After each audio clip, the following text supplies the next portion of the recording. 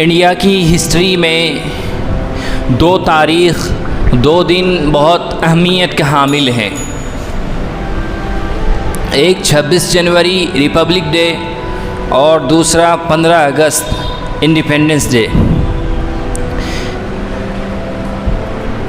ان دونوں کی تاریخ نہایت روشن اور تابناک ہے۔ 15 اگست کا دن آتا ہے، 26 جنوری کا دن آتا ہے تو پورا ملک خوشی مناتا ہے، ایک دوسرے کو مبارکباد دی جاتی ہے، ترنگا لہرایا جاتا ہے اور ان دونوں دنوں کو خوشی کے ساتھ سیلیبریٹ کیا جاتا ہے، کیونکہ آپ کو معلوم ہے کہ ہمارا ملک سالہ سال تک انگریزوں کے قبضے میں رہا ہے۔ سن 1601 میں ہندوستان میں انگریز آیا تھا۔ سن 1601 میں ہندوستان میں انگریز آیا تھا اور ساحلی سمندروں کے ساحل پر، ہندوستان کے ساحل پر یہ بحری جہاز کے ذریعے اترا، لنگر انداز ہوا۔ اس وقت جہانگیر ہندوستان کا بادشاہ تھا۔ انہوں نے بادشاہ کی اجازت سے یہاں پر تجارت کا آغاز کیا، تجارت شروع کی کہ ہم اپنا مال یہاں لے کر آئیں گے اور یہاں کا مال برطانیہ کی منڈی میں لے کر جائیں گے، اس سے ہمارا بھی فائدہ ہوگا، آپ کے ملک کا بھی فائدہ ہوگا۔ جہانگیر جو اس وقت ہندوستان کا بادشاہ تھا، اس نے اجازت دے دی۔ نتیجہ یہ نکلا کہ آہستہ آہستہ رفتہ رفتہ انگریز اپنے پیر جماتا گیا، اپنے آپ کو مضبوط کرتا گیا اور ہندوستان کی کئی ریاستوں پر، کئی اسٹیٹ پر، یعنی بنگال پر اور اسی طریقے سے میسور کرناٹک کے علاقے پر وہ قابض ہو گیا۔ سب سے پہلے اس خطرے کو محسوس کیا نواب سراج الدولہ کے والد اور خود نواب سراج الدولہ نے، اور 1757 تک انہوں نے کئی جنگیں لڑی۔ بالآخر 1757 میں نواب سراج الدولہ شہید ہو گئے،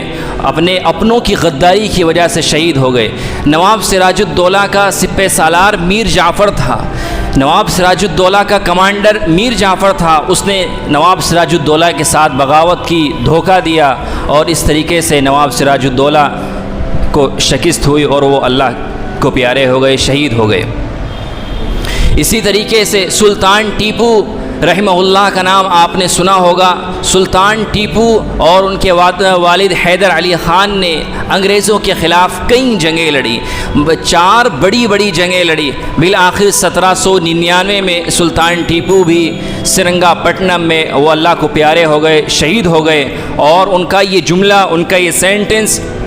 تاریخ کی زینت بن گیا۔ To live like a lion for a day is far better to live like a jackal for 100 years، کہ شیر کی ایک دن کی زندگی گیدڑ کی 100 سالہ زندگی سے بہتر ہے۔ یہ سلطان ٹیپو کا وہ سینٹنس ہے جو آج بھی تاریخ کے اندر محفوظ ہے۔ بالآخر 1799 میں سلطان ٹیپو رحمہ اللہ شہید ہو گئے۔ ان کی لاش کے اوپر، ان کی مردہ باڈی کے اوپر انگریز افسر نے، فوجی نے کھڑے ہو کر یہ کہا تھا کہ آج سے ہندوستان ہمارا ہے۔ اس کے بعد ایسٹ انڈیا کمپنی کے لوگ یہاں دلی آئے اور دلی کی سلطنت پر قبضہ کیا، اور 1803 میں دلی کے اندر 3 فارمولے کے اوپر بیسڈ یہ اعلان کیا کہ خلقت خدا کی، ملک بادشاہ سلامت کا، لیکن آج سے حکم بہادر کمپنی کا ہوگا۔ وہ ڈائریکٹلی یہ اعلان نہیں کر سکتے تھے کہ آج سے ہم راج کریں گے، آج سے ملک ہمارا ہو گیا، اس لیے کہ ان کو یہ ڈر تھا کہ عوام کے اندر، جنتا کے اندر کہیں ہمارے خلاف بغاوت نہ شروع ہو جائے۔ اس لیے انہوں نے بڑی چال بازی سے، بڑی ہوشیاری سے اس 3 فارمولوں پر بیسڈ یہ اناؤنسمنٹ کیا کہ خلقت خدا کی، ملک بادشاہ سلامت کا، لیکن آج سے آرڈر، حکم وہ ایسٹ انڈیا کمپنی کا ہوگا۔ جس وقت انگریز نے ہندوستان میں، دلی کے اندر یہ اعلان کیا، اسی وقت اس دور کے سب سے بڑے عالم دین حضرت شاہ ولی اللہ محدث دہلوی کے بڑے بیٹے حضرت مولانا شاہ عبدالعزیز صاحب رحمہ اللہ نے دلی کے اندر یہ اعلان کیا، یہاں پر یہ اعلان کیا کہ آج ہمارا ملک غلام ہو گیا ہے، اور اس ملک کو آزاد کرانے کے لیے جہاد کرنا، انگریزوں کے خلاف لڑنا، انگریزوں سے جہاد کرنا، یہ ہر مسلمان کا فرض ہے۔ میرے دوستو یہ وہ اعلان تھا، اور ایسے وقت میں اعلان تھا کہ کوئی مائی کے لال کی یہ ہمت نہیں تھی، کسی کے اندر اتنی سخت باقت نہیں تھی کہ وہ انگریز کے خلاف، ایسٹ انڈیا کمپنی کے خلاف اپنی زبان سے ایک لفظ بھی نکال سکے۔ ایسے وقت میں حضرت شاہ عبدالعزیز صاحب رحمہ اللہ نے یہ فتویٰ ایشو کیا کہ آج سے ہمارا ملک غلام ہو گیا ہے، اور اس ملک کو آزاد کرانے کے لیے جہاد کرنا یہ ہر مسلمان کا، ہر ہندوستانی کا فرض ہے۔ اس اعلان کے بعد، اس فتوے کے بعد ان کو اس کا نقد بدلہ بھی ملا، ان کے کھانے میں زہر دے دیا گیا، ان کے جسم پر سفید داغ پیدا ہو گئے، ان کی جو زمین و جائیداد تھی ان کو لوٹ لیا گیا، ان کو سلب کر لیا گیا۔ بالآخر کچھ دنوں کے بعد، ایک مدت کے بعد، حضرت شاہ عبدالعزیز صاحب اللہ کو پیارے ہو گئے، مگر اس مرد مجاہد نے اپنے جانے سے پہلے اپنے 2 شاگردوں کو اس مشن کے لیے تیار کر دیا، ایک حضرت مولانا سید احمد شہید بریلوی رحمۃ اللہ علیہ اور دوسرے حضرت شاہ اسماعیل شہید رحمۃ اللہ علیہ۔ ان دونوں کو اس مشن کے لیے تیار کیا۔ یہ حضرت کی وفات کے بعد، حضرت کے انتقال کے بعد، ان دونوں حضرات نے پورے ملک کے، ہندوستان کے دورے کیے۔ یہ جہاں تک جا سکتے تھے وہاں تک گئے، اور جا کر لوگوں سے اپنے ہاتھ پر یہ بیعت لی، یہ وعدہ کیا کہ لوگوں یہ وعدہ کرو کہ ہم اپنے اس ملک کو آزاد کرانے کے لیے اپنی جان کو قربان کریں گے، اپنے مال کو قربان کریں گے، اولاد کی قربانی دینے کی بات آئے تو اپنی اولاد کو بھی قربان کریں گے۔ یہ لوگ جہاں تک جا سکتے تھے وہاں تک گئے، یہ مظفر نگر گئے، دیوبند گئے، میرٹھ گئے، اور نہ معلوم ہندوستان کے کن کن علاقوں کے اندر گئے۔ بالآخر انہوں نے ایک فوج تیار کی۔ بالآخر ایک فوج تیار کرنے کے بعد بالا کوٹ کی پہاڑیوں پر 1831 میں انہوں نے جنگ لڑی، اور یہ مجاہدین وہاں پر جنگ کی، ملک کی آزادی کے خاطر شہید ہو گئے، ان کو فتح نہیں مل سکی۔ دوستو آج ہندوستان کے اندر لوگ یہ سمجھتے ہیں کہ ہندوستان کی آزادی کی تاریخ 1857 سے بنتی ہے۔ آج کل جو نارملی لوگوں کا خیال ہے، اور جہاں سے ہندوستان کی آزادی کی تاریخ بتائی جاتی ہے، تو یہ کہا جاتا ہے کہ ہندوستان کی آزادی کی تاریخ 1857 سے بنتی ہے۔ دوستو یہ حقیقت نہیں ہے۔ 1857 سے پہلے بھی بہت ساری جنگیں آزادی ہیں جو آزادی کے لیے انگریزوں کے خلاف لڑی گئی، مگر ان کو فراموش کیا جاتا ہے، جان بوجھ کر ان کو اگنور کیا جاتا ہے، اور اس کی وجہ، اس کا ریزن یہ ہے کہ اس میں خالص اور خالص مسلمان تھے۔ جیسا کہ میں نے بتایا، بالا کوٹ کی پہاڑی پر حضرت مولانا سید احمد شہید بریلوی اور حضرت شاہ اسماعیل شہید کی لیڈرشپ میں بالا کوٹ کی پہاڑیوں پر جنگ لڑی گئی، انگریزوں کا مقابلہ کیا گیا۔ اس میں صرف غیر مسلم نہیں، صرف مسلمان تھے، اور مسلمان بھی نارمل مسلمان نہیں تھے، بلکہ جو دیندار علماء کا طبقہ تھا، ملاؤں کا طبقہ تھا اس وقت، وہ اس جنگ کے اندر شریک تھے۔ سلطان ٹیپو کی 4 جنگیں جو لڑی گئی 1799 تک، نواب سراج الدولہ کی جنگیں جو 1757 تک لڑی گئی، یہ وہ جنگ ہے جو خالصتاً مسلمانوں کی تھی، جس میں مسلمانوں نے جنگ آزادی میں اپنی جان کو، اپنے مال کو، اپنی اولاد کو، سب کچھ قربان کیا ہے، مگر ان کو اس لیے نظر انداز کیا جاتا ہے کہ ان میں غیر مسلم شامل نہیں تھے، ان میں صرف مسلمان شامل تھے۔ بہرحال میں نے بتایا کہ سید احمد، اب 1857 کی جو جنگ آزادی ہے، اس کے اندر مسلمان بھی شریک ہیں اور غیر مسلم بھی شریک ہیں، مگر اس کے اندر بھی مسلمان زیادہ شریک ہیں، مسلمانوں کی تعداد زیادہ ہے، غیر مسلموں کی تعداد اس کے اندر بھی کم ہے۔ 1857 کی جنگ آزادی، یہ جو جنگ ہے یہ مظفر نگر شاملی کے میدان میں لڑی گئی، اور یہ حضرت مولانا قاسم نانوتوی رحمۃ اللہ علیہ، مولانا رشید احمد گنگوہی رحمۃ اللہ علیہ، حاجی امداد اللہ مہاجر مکی، مولانا یعقوب نانوتوی رحمۃ اللہ علیہ، یہ وہ لوگ تھے کہ جن کی لیڈرشپ میں، جنہوں نے اس جنگ کو تیار کیا تھا، اس جنگ کو انگریزوں کے خلاف برپا کیا تھا۔ بالآخر اس جنگ کے اندر بھی کامیابی حاصل نہیں ہو سکی۔ بظاہر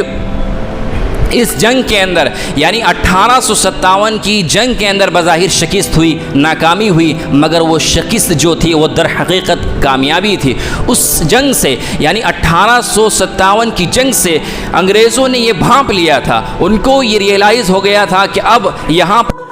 پکڑنا اور یہاں پر اپنے آپ کو مضبوط کرنا آسان نہیں ہے۔ ایک بہت بڑا طبقہ وہ ہمارے خلاف بغاوت کے طور پر کھڑا ہو چکا ہے۔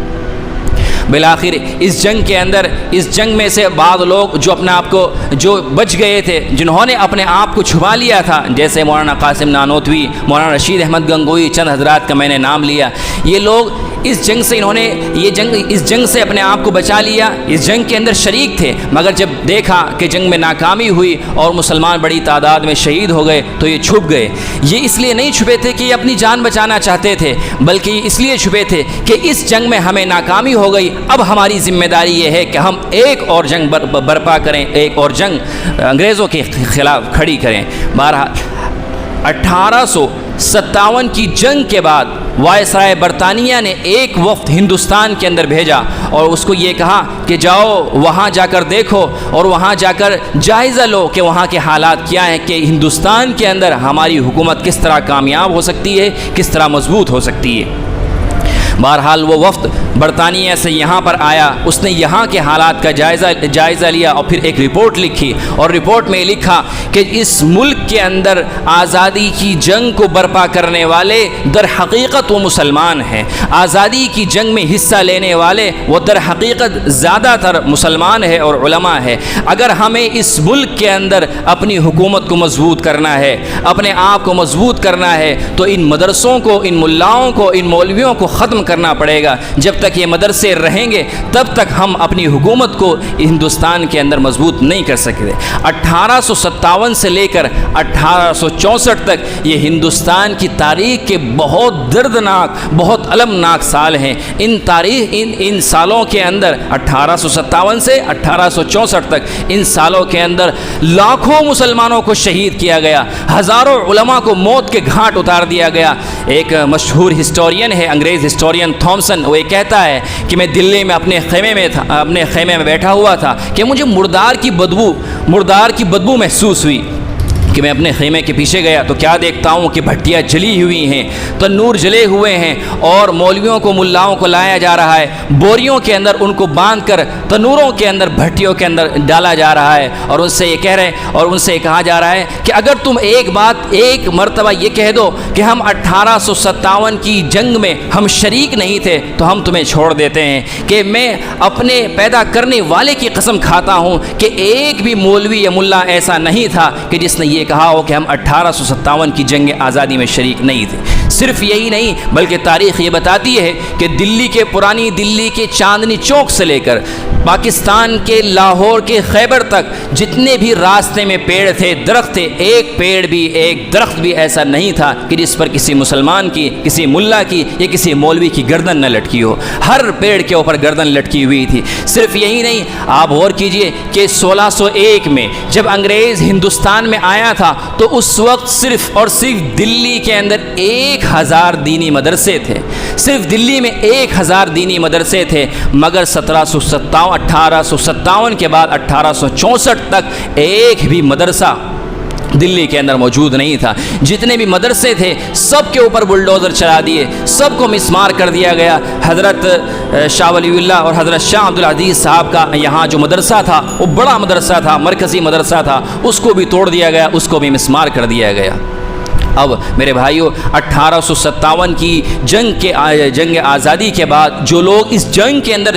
شہید ہو گئے تھے ان کے بچے یتیم ہو گئے تھے، ان کی بیویاں بیوہ ہو گئی تھیں۔ اب ان کے جو بچے تھے وہ یتیم ہو گئے تھے، وہ سڑکوں پر پھر رہے ہیں، کوئی ان کا پرسان حال نہیں ہے، کوئی ان کی دستگیری کرنے والا نہیں ہے۔ اب ایسٹ انڈیا کمپنی کے لوگ، مشنری اسکول کے لوگ وہ آتے تھے اور ان کا ہاتھ پکڑتے تھے اور ہاتھ پکڑ کر یہ کہتے تھے آؤ ہمارے ساتھ چلو، ہم تم کو کھانے کے لیے بھی دیں گے، پینے کے لیے بھی دیں گے، ہم تمہیں مفت پڑھائیں گے، فری کھلائیں گے، فری پلائیں گے، سب کچھ تمہیں مفت پرووائڈ کریں گے، آؤ ہمارے ساتھ چلو۔ ان کا مقصد یہ تھا کہ ہم تمہیں انگریز بنائیں گے، ہم تمہیں کرسچن بنائیں گے۔ میرے بھائیوں، اس خطرناک دور کے اندر، اس وارس کنڈیشن میں اگر کسی نے سب سے اہم رول مسلمانوں کے لیے پلے کیا ہے تو اس میں صرف اور صرف علماء دیوبند ہے۔ ان حالات کو دیکھ کر یہ لوگ سر جوڑ کر بیٹھے اور تیاری کے بعد 1866 میں دارالعلوم دیوبند کی بنیاد رکھی گئی۔ 1866 میں دارالعلوم دیوبند کی بنیاد رکھی گئی اور ان لوگوں نے بھی سیم وہی نعرہ دیا جو انگریز نے دیا تھا کہ آؤ ہم تمہیں مفت پڑھائیں گے، مفت کھلائیں گے، مفت پلائیں گے، سب کچھ مفت دیں گے، آؤ ہمارے پاس آؤ، آؤ اس مدرسے کے اندر پڑھو۔ میرے بھائیو، انگریز یہ اعلان کرتا تو سمجھ میں آتا تھا، اس لیے کہ اس کے پاس خزانے تھے، اس کے پاس دولت تھے۔ وہ یہ کہتا تھا کہ میری حکومت کے اندر تو سورج غروب نہیں ہوتا، مگر یہ لوگ قاسم نانوتوی، مولانا رشید احمد گنگوہی گنگوہی مولانا یعقوب نانوتوی 1857 کے بعد یہ تو بوریا نشین لوگ تھے، یہ تو غریب تھے، بالکل فقیر تھے، ان کے پاس کچھ نہیں تھا، ان کے پاس صبح کھانے کے لیے تو شام کو نہیں تھا، شام کو ہے تو صبح کھانے کے لیے نہیں تھا۔ ان لوگوں نے یہ مدرسہ کھڑا کیا اور دارالعلوم دیوبند کی بنیاد رکھی، اور بنیاد رکھنے کے بعد اپنے قوم کو یہ آواز دی اور قوم کو پکار کر کے کہا کہ دیکھو اگر یہ مدرسہ زندہ ہے تو تم زندہ ہو، تمہاری نسل کے اندر، تمہاری نسلوں میں تمہارے اندر ایمان زندہ ہے، اسلام کی روشنی زندہ ہے۔ اگر خدا نہ خواستہ یہ مدرسہ مر گیا تو تمہارے اندر اسلام کی روشنی ختم ہو جائے گی، تمہاری نسلوں کے اندر ایمان اور اسلام کی روشنی ختم ہو جائے گی۔ میرے بھائیو، آج وہی دارالعلوم ہے کہ اسی دارالعلوم کی بدولت آج ہم یہاں مسلمان بیٹھے ہیں۔ اگر میں یہ کہوں تو مبالغہ نہیں ہوگا کہ آج ہم جو ایمان کے ساتھ، اسلام کے ساتھ، اس ٹوپی اور کرتے کے ساتھ بیٹھے ہوئے ہیں تو وہ دارالعلوم دیوبند اور دارالعلوم دیوبند سے پیدا ہونے والے یہ چھوٹے چھوٹے مدرسے جیسے آپ یہاں بیٹھے ہیں، انہی کی بدولت ہے کہ اللہ رب العزت نے ہمارے اسلام کو، ایمان کو ہندوستان کے اندر محفوظ رکھا ہے۔ ورنہ 1857 کے بعد جیسا کہ میں نے بتایا، انگریز نے دو کام شروع کیے کہ پہلا کام یہ تھا کہ جو بھی مولوی ہیں، ملا ہیں، ان کو ختم کیا جائے، ان کو قتل کیا جائے، اور اس کے نتیجے میں ہزاروں نہیں لاکھوں مسلمان شہید کر دیے گئے، لاکھوں علماء شہید کر دیے گئے۔ اور دوسرا کام یہ کیا تھا کہ اپنے یہاں سے، برطانیہ سے اپنے پادریوں کو بلایا، اپنے عیسائی اسکالر کو بلایا، اور یہاں بلانے کے بعد جلسے کیے، پروگرام کیے۔ ان پروگرام کے اندر ہندوازم کے متعلق، اسی طرح اسلام کے متعلق شکوک و شبہات پیدا کرنے شروع کیے کہ دیکھو ہندوازم کے اندر یہ غلط ہے، یہ تو عقل کے اندر یہ بات نہیں آتی، الوجیکل ہے، مسلمانوں کے اندر یہ بات غلط ہے، یہ الوجیکل ہے۔ اس طریقے سے شکوک و شبہات پیدا کرنا شروع کیے اور ان کو عیسائیت کی طرف لانا، یعنی دعوت دینا شروع کیا۔ یہ دو کام ایسے کیے کہ اس کام کے مقابلے میں دارالعلوم دیوبند کی بنیاد رکھی گئی۔ دارالعلوم دیوبند صرف اس لیے نہیں کھڑا کیا گیا تھا، دارالعلوم دیوبند کا سیٹ اپ صرف اس لیے نہیں ہوا تھا کہ بچوں کو پڑھایا جائے گا، ان کو اسلامک اسٹڈیز کی تعلیم دی جائے گی، صرف اس لیے نہیں۔ دارالعلوم دیوبند ایک فریڈم موومنٹ کی شکل میں وجود میں آیا تھا کہ یہاں بچوں کو اکٹھا کریں گے، نوجوانوں کو بلائیں گے، ان کو تعلیم سے لیس کریں گے، اور پھر ان کو جنگ آزادی کے لیے، ایک مستقل جنگ کے لیے تیار کریں گے تاکہ اس کے ذریعے ملک کو آزاد کیا جائے۔ میرے بھائیوں، یہ مسلمانوں کی جنگ آزادی کے لیے قربانی ہے۔ مسلمانوں نے اس ملک کو آزاد کرنے کے لیے وہ قربانی دی ہیں جو کسی دوسری قوم نے نہیں دی ہے۔ مگر افسوس کی بات یہ ہے کہ جب ہم ان باتوں کا ذکر کرتے ہیں تو خود ہم ہی، ہمارے بچے ہی، ہماری نوجوان نسل ہی وہ اچنبے کی شکل سے اور تعجب سے دیکھتے ہیں کیا ہمارے بزرگوں نے یہ قربانیاں دی ہیں، اس لیے کہ ہم کو معلوم نہیں ہے۔